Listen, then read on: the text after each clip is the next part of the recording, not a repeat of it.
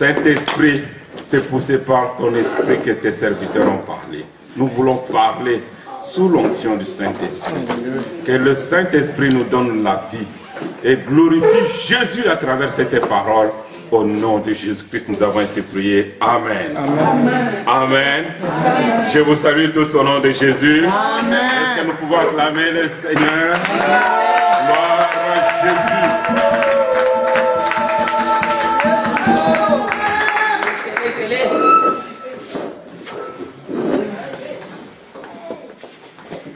Tu es heureux, toi qui es là ce matin. Amen. Tu n'as pas compris. Tu es heureux, toi qui es là ce matin. Amen. Puisque Dieu va te faire du bien. Amen. Dieu va annuler tout ce que l'ennemi a écrit dans ta vie. Amen. Amen. Amen. Nous allons lire la parole de Dieu dans Jérémie chapitre 35.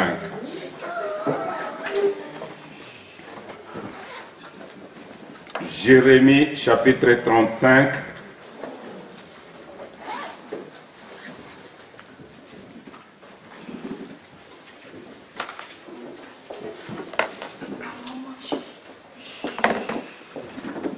Je lis au nom de Jésus. Amen. Nous allons lire à partir du premier verset.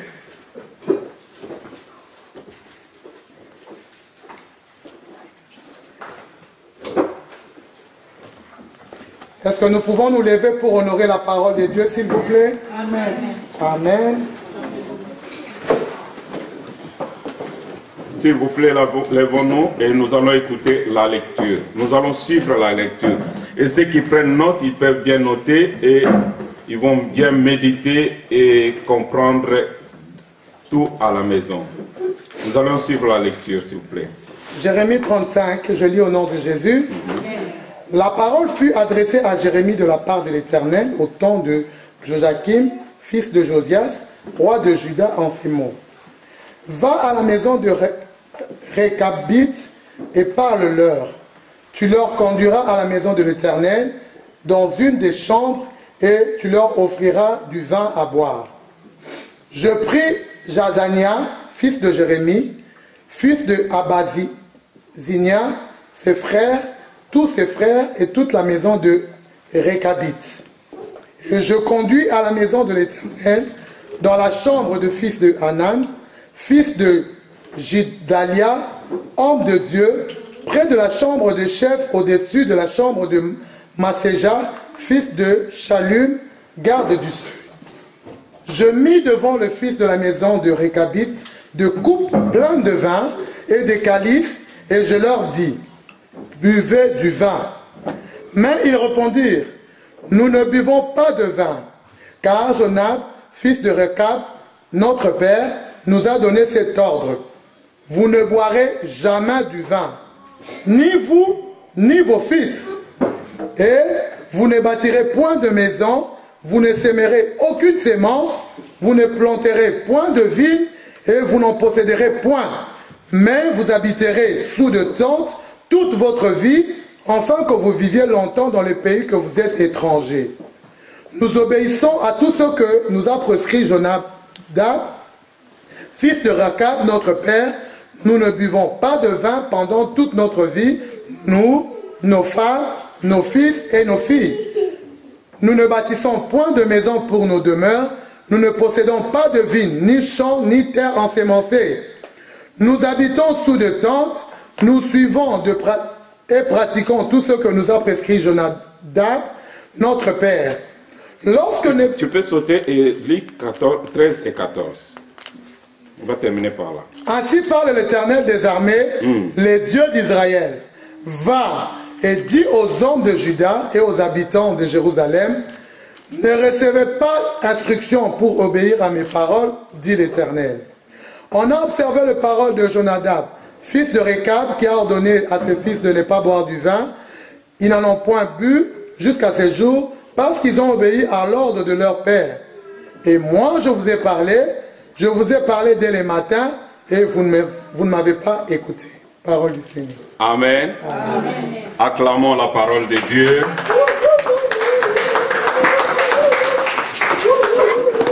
Nous allons nous asseoir et mettre maintenant la Bible de côté et écouter l'explication, s'il vous plaît. Ici, on nous parle d'une famille. Dieu a envoyé l'homme de Dieu pour aller dans une famille. Et il leur dit, prends-moi cette famille-là, conduis-la dans la maison de l'Éternel. Amen. Amen.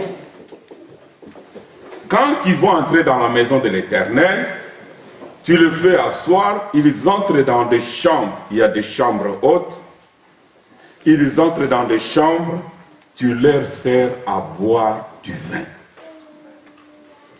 Mais écoute ce qu'ils disent. Ils disent non, nous, ils sont partis,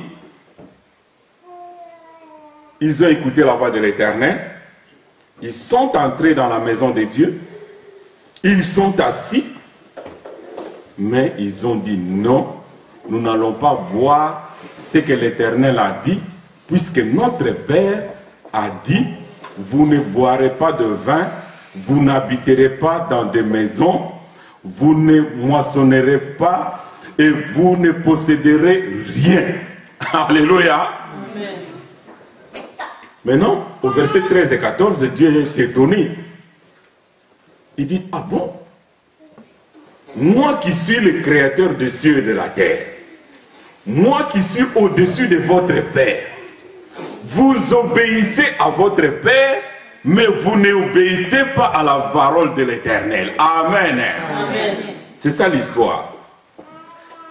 Le thème de ce matin, nous allons l'intituler ceci. Annulation. Je refuse. Toi tu refuses. Je refuse toutes paroles maléfiques. Est-ce que tu peux répéter avec moi? Je refuse toute parole maléfique. Quand tu refuses toutes paroles maléfiques, même si la parole maléfique vient de ton propre Père, tu dois la refuser. Amen. Amen. Mais tu dois la refuser sur base de la parole de Dieu. Nani Mokonzi? Yes.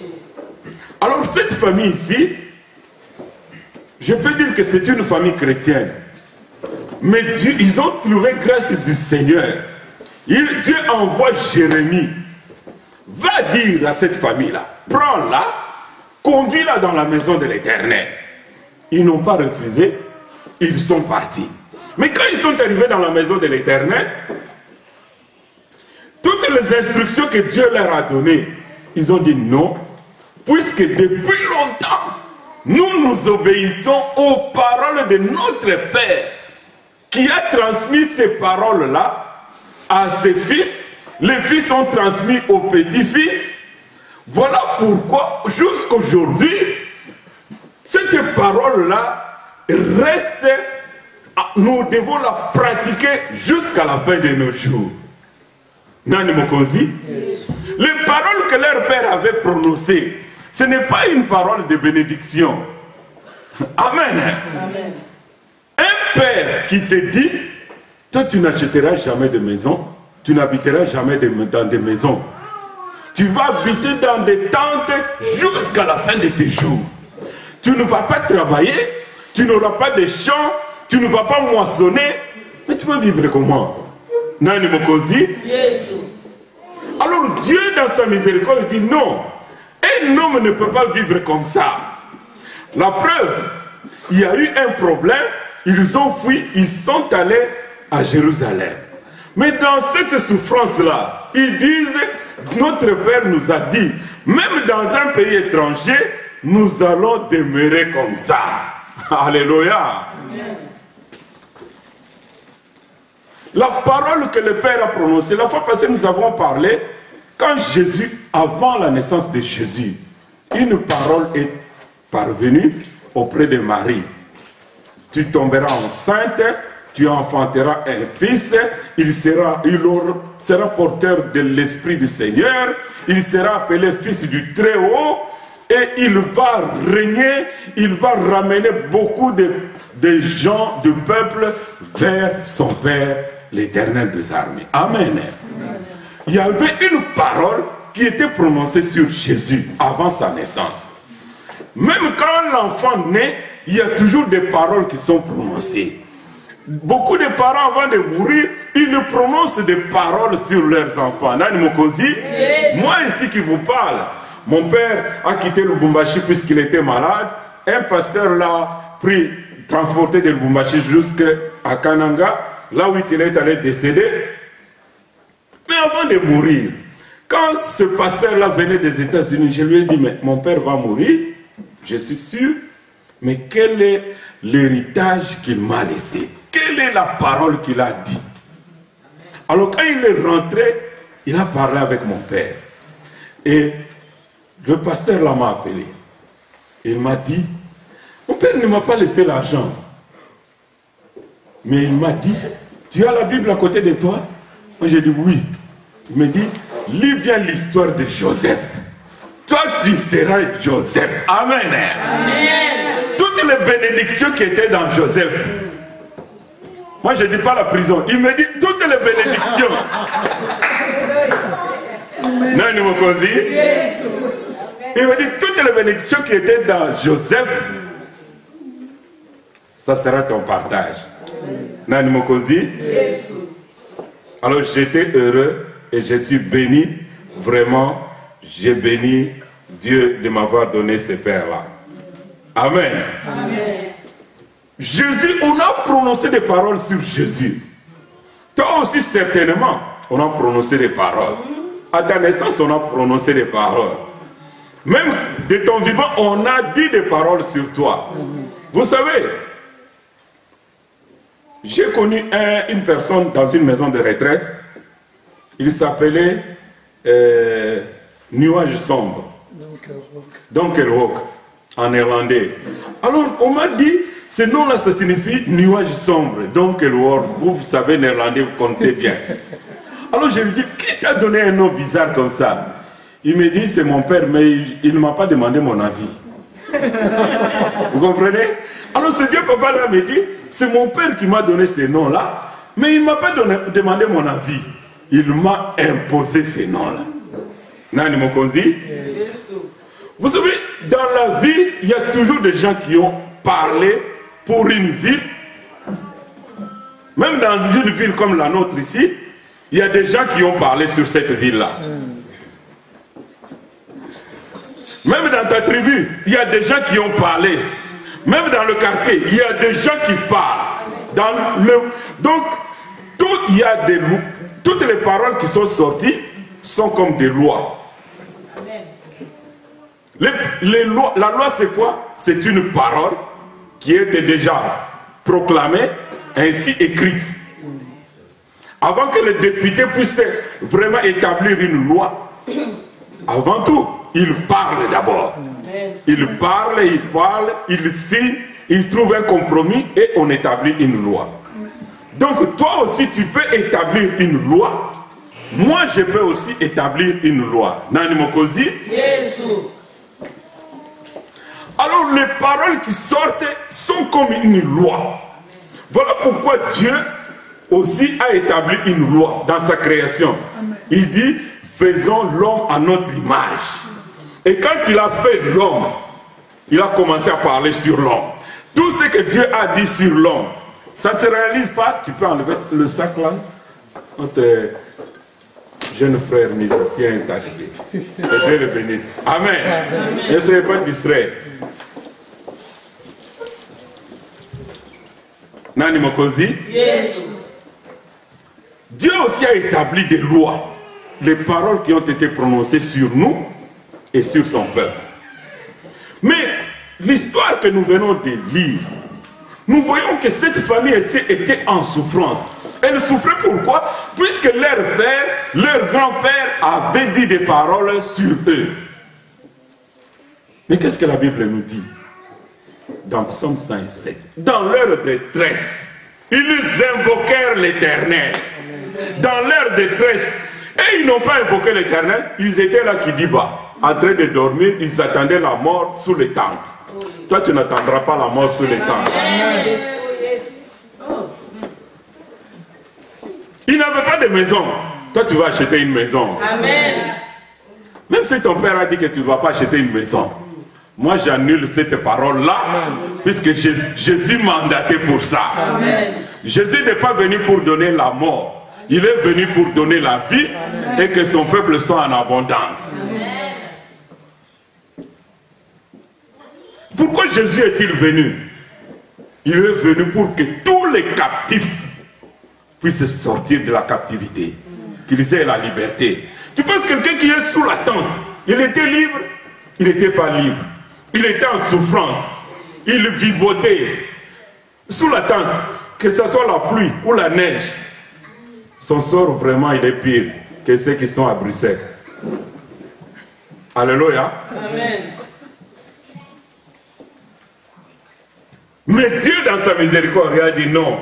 Il a envoyé sa parole. Mais curieusement, les gens qui écoutent la parole, ils le refusent. Ils entrent dans la maison de Dieu. Beaucoup d'enfants de Dieu, ils entrent dans la maison de Dieu. Ils écoutent la parole, ils chantent. Mais ils gardent encore les lois de leur famille. Quand il y a un mort, il se rase les cheveux. Ah! Nos sœurs avaient souffert. Hein? Et Dieu! Comme si les cheveux allaient racheter les morts là. Ils font des cérémonies. Ils sont des chrétiens, mais ils ont encore les lois établies par les grands-parents. Non. Toutes les lois qui ont été établies pour ta destruction, aujourd'hui, nous mettons fin. Amen. Puisque la Bible dit, dans leur détresse, ils ont invoqué l'Éternel. Toi, tu dois invoquer l'Éternel. Et quand tu invoques l'Éternel, l'Éternel envoie la parole. La parole, la Bible dit dans Psaume 107, verset 19 à 20, dans leur détresse, ils invoquèrent l'Éternel. Oh, l'Éternel envoie la parole et les guérit. C'est la parole qui va te délivrer, c'est la parole qui va te guérir. Nani Mokosi. Ils ont obéi à leur père. Éphésiens 6, 1, on nous dit, enfants, obéissez aux parents. Mais n'obéissez pas Ngoulou, obéissez aux parents selon le Seigneur. Si ton père dit, toutes les jeunes filles cherchent l'argent à Bruxelles, à la gare du Nord, tu vas aller? Non. Puisque c'est ton père qui a dit? Nani Mokosi? Yes. Si ton père dit, toutes les personnes, ils vont chercher l'argent en braquant les banques. Toi, tu vas aller, tu dis non, qui ne risque rien, rien. Je vais aller à la banque. Nani Mokosi? Yes. Enfants, obéissez aux parents selon le Seigneur. Ce que ton père te dit d'obéir, tu dois vérifier si ça cadre avec la parole de Dieu. Est-ce que Jésus sera content de ça? Amen. Si Jésus ne sera pas content, tu dis, ah papa, ne cherche pas de bitumba. Tu dis, non papa, mais ça, ce que tu me demandes de faire, Jésus ne sera pas content. Donc je préfère obéir à Jésus. Nani Mokosi? Yes. Que Dieu nous aide. Amen. Ensuite, Jésus, quand il est venu pour que toi et moi nous puissions avoir la vie. Il n'est pas venu pour que tu puisses mourir dans cette situation-là. Il est venu pour que ta situation puisse changer. Parfois, les paroles que les gens, surtout il y a des tribus comme les Bakongo, quand les parents sont là, dans sa tête, il précise, il a déjà construit une petite maison à côté. Il dit, mon fils aîné, quand il va voir sa femme, il va habiter là. Et ma fille, quand elle va épouser son mari, elle va venir avec son mari, ils vont habiter là. Je vous dis, puisque ma soeur, elle a épousé une Congo, elle avait épousé une Congo, mais nous en avons vu de toutes les couleurs. Ils sont toujours là, entourés. Et la famille chez eux, c'est sacré. C'est vrai, la famille est sacrée, n'est-ce pas? Amen. Mais il faut faire attention. Nani Mokonzi? C'est un plaisir, chacun dans sa maison, on vient se rencontrer. Comme les jours de Noël, toute la famille s'est réunie. C'est un honneur. Amen. Amen. Mais il y a des lois qui sont établies que toi et moi, nous devons refuser. Si tu ne refuses pas, Dieu ne va pas refuser à ta place. Toi-même, tu dois refuser. Tu dis non, cette loi ici, elle n'est pas pour ma bénédiction. Je la refuse au nom de Jésus. Puisque dans Ésaïe 52, la Bible nous dit, Dieu a dit, mon serviteur prospérera. Mais tant que tu seras sous la loi des coutumes, des familles ou des villes. Ici en Flandre, il y a une ville qu'on appelle Zottegem. Vous connaissez la ville là? Alors quand on m'a dit, moi je dis, ça signifie quoi? Oh, c'est la ville de fous. Hein? Vous connaissez la ville là? Donc on m'a dit, c'est la ville de fous. J'ai dit, ah! À Reims, il y avait une fête à un moment. On a dit non, c'est la fête des fous. Et tout le monde qui sortait, il n'était pas fou. Hein?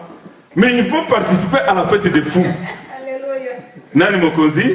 Puisqu'il y a une loi dans cette ville-là, donc tout le monde doit être fou ce jour-là.